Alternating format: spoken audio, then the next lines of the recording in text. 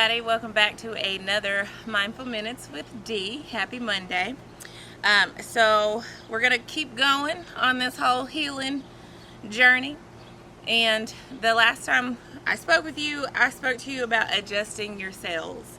And just a quick recap on that, it was you can't control the wind, but you can adjust the sails. It's not about what happens to you in life, it's about how you react to it and how we are responsible for our own decisions. So let's talk about the sails. What are they? You have to figure out what they are. In my opinion, it's those red flags. A lot of people don't hold themselves accountable to their own red flags. It's a lot easier for you to point out the red flags in other people than it is for you to acknowledge them in yourself. But that's the stuff that you have to adjust. Those are the flags.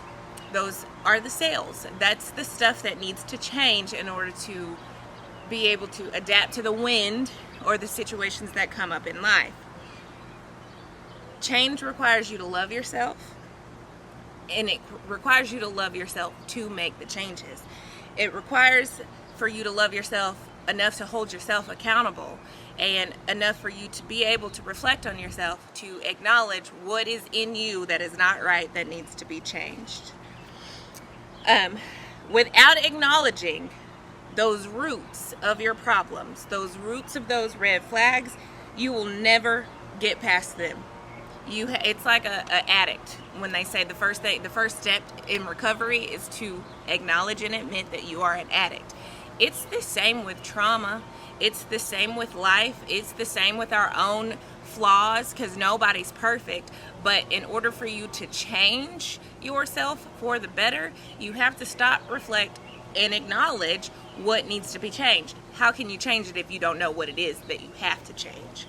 So once you recognize that, then you have to be able to break the cycle. And how you do that? Make goals. I know for me, my biggest thing that gets in my way is discipline and consistency. In some of my weakest areas of life that I'm like, I'm just not satisfied with how my life is going in this direction, I know what my problem is. I lack consistency and I lack discipline. I also lack the willingness to ask for help. And I'm getting to the point to where I'm like, it is okay to say I need help in XYZ.